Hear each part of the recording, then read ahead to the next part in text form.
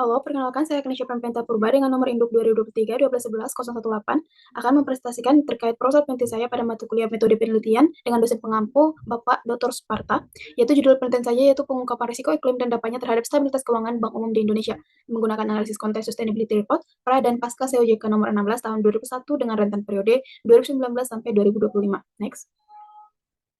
Nah, di sini saya akan membahas tentang latar belakang masalah penelitian saya, yaitu yang pertama, perubahan iklim telah menjadi ancaman serius bagi stabilitas keuangan global. Menurut Bank for International Settlements pada annual report-nya tahun 2005, mengungkapkan risiko iklim dapat menyebabkan kerugian aset hingga 18% dari PDB global. Risiko ini terdiri dari risiko fisik seperti banjir, kekeringan, longsor, kenaikan permukaan laut. Ada juga risiko transisi yaitu pajak karbon, regulasi karbon, energi rendah karbon, peralihan energi, dan sebagainya. Nah, Indonesia sendiri sebagai negara berkembang yang memiliki ribuan pulau menjadi sangat-sangat rentan terhadap risiko iklim. Bisa dilihat dari exposure perbankan terhadap sektor rawan iklim yang mencapai 5-10% dari total aset. Ada juga exposure terhadap kredit pertanian dan perkebunan, yaitu 15-20% dari total kredit. Ada juga exposure sektor high emitting, yaitu 18-22% di total kreditnya. Contoh nyata yang bisa kita lihat langsung yaitu bencana banjir dan longsor di Sumatera akhir tahun 2005 kemarin, yaitu menyebabkan kerugian ekonomi mencapai 68,67 triliun rupiah. Hal ini dicatat oleh Center of Economic and Laws tahun 2005.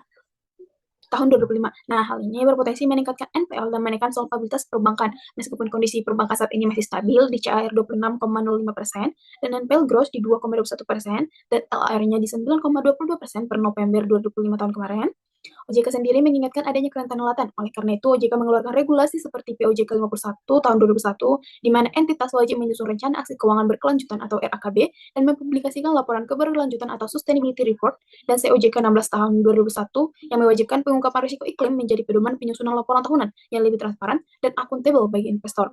Ada juga POJK nomor 17 tahun 2003 yaitu mengatur struktur dan proses tata kelola termasuk peran direksi, dewan komisaris, komite-komite, serta fungsi kepatuhan dan audit intern hingga persiapan IFRS tahun 2027.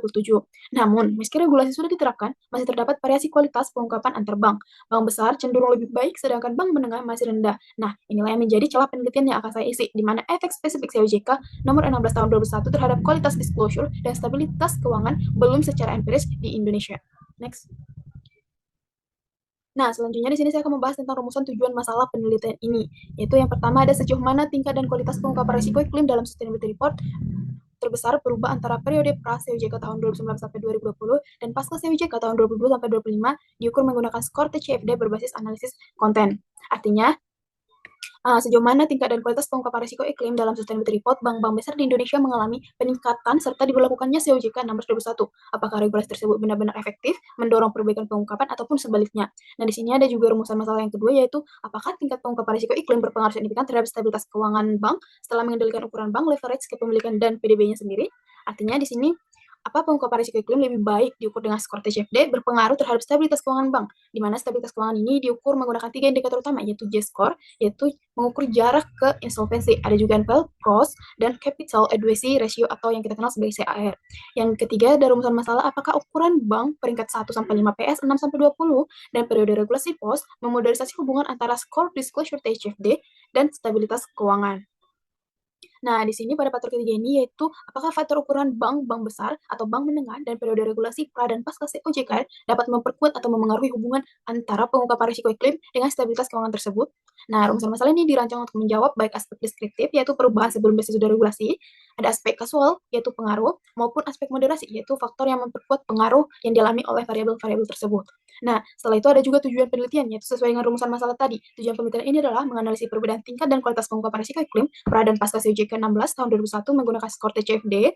Yang kedua, menguji pengaruh pengungkapan risiko iklim terhadap stabilitas keuangan bank. Yang ketiga, menguji peran periode regulasi dan ukuran bank sebagai variabel moderasi pada penelitian ini.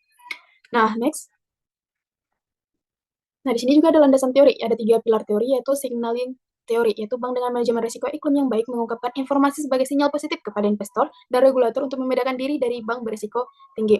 Nah, artinya bank yang transparan mengungkapkan risiko iklim memberikan sinyal positif ke pasar tentang kualitas manajemen risiko mereka, menurunkan premi risiko, dan menstabilitaskan pendanaan sehingga dapat menurunkan biaya modal dan meningkatkan kepercayaan publik. Ada juga teori kedua yaitu legitimasi teori, yaitu pengungkapan risiko iklim merupakan respon terhadap tekanan sosial regulatoris untuk mempertahankan legitimasi operasional di tengah meningkatnya kesadaran keberlanjutan. Nah, di sini menjelaskan bahwa pengungkapan dilakukan agar bank tetap dianggap legitimate oleh masyarakat dan regulator di tengah tuntunan keberlanjutan. Bank dengan legitimasi iklim kuat menikmati volatilitas pendanaan lebih rendah dan akses lebih luas ke pembiayaan hijau internasional. Nah, di sini ada juga institutional theory, yaitu regulasi COJK nomor 16 tahun 2001, menciptakan tekanan koersif yang mendorong isomorfisme dalam praktik disclosure antar bank, terutama melalui benchmarking TCFD. Artinya di sini regulasi COJK tersendiri menciptakan tekanan sehingga bank cenderung menyesuaikan praktik pengungkapan mereka. Nah, ketiga teori ini saling melengkapi untuk menjelaskan fenomena pengungkapan risiko iklim di industri perbankan Indonesia. Di sini kita bisa juga lihat kajian empiris dan studi empiris kunci dari penelitian saya. Ada 3 studi empiris utama, yaitu dari penelitian DORG et al. Tahun 2003, ada let al. Tahun 2003 juga, ada penelitian dari Susanto tahun 2005, yaitu pengungkapan risiko bank DID efek COJK tahun 2021 ini yang belum dievaluasi. Nah, kajian empirisnya sendiri yaitu climate risk disclosure, di mana ini diukur dengan 4 pilar, yaitu governance, strategi, risk management, dan make strict target dengan skala 0 sampai 100 berbasis analisis konten pada sustainability report. Next. Nah, di sini ada hipotesis penelitian. Hipotesis saya ada 3, yaitu yang pertama, pengaruh CRD, di mana climate risk disclosure berpengaruh positif signifikan terhadap stabilitas keuangan di perbankan. Ada H2, yaitu perbedaan CRD, di mana tingkat climate risk disclosure ini secara statis lebih tinggi dibanding periode pra-COJK tahun 2019 sampai 2020 yang mencerminkan efektivitas regulasi. Ada hipotesis ketiga juga, yaitu moderasi regulasi, yaitu moderasi positif hubungan CRD dan stabilitas keuangan menggunakan efek pada J-score dan CAR yang lebih kuat pasca COJK. Next.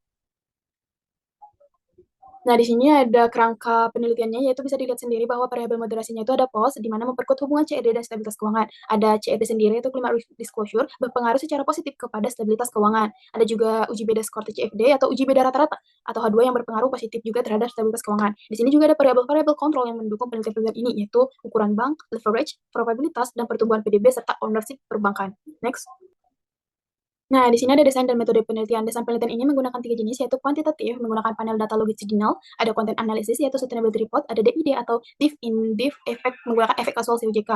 Nah, populasi dan sampel ini yaitu 20 bank terbesar, berdasarkan total aset per akhir 2005 mencakup bank buku 3 dan buku 4 yang terdaftar di Bursa Efek Indonesia, konvensional dan bank syariah Indonesia. Kolektif menggunakan 80% total aset perbankan nasional. Nah, di sini juga ada fase, yaitu fase 2019 sampai 2020 itu ya dikenal sebagai praregulasi atau baseline. Ya, fase kedua itu 2001 sebagai transisi COJK tahun 2001. Ada juga fase ketiga, yaitu 2022 sampai 2025, yaitu pasca regulasi, yaitu setelah penggunaan COJK nomor 16 tahun 2001, yaitu uji efektivitas. Di sini ada juga teknik analisis data, yaitu ada 6 analisis data yang digunakan, yaitu analisis statistik deskriptif, ada uji asumsi klasik penel data, ada regresi linear berganda, ada DID atau difference in differences, ada uji robusten dan moderasi, ada uji F simultan dan T partial. Sumber data saya itu diambil dari sustainability report, dari situs bank, dari BEI atau Bursa Efek Indonesia, ada OJK juga. Laporan keuangan audit, statistik perbankan Indonesia, dan data makro. Software yang saya gunakan yaitu Stata 7 Next.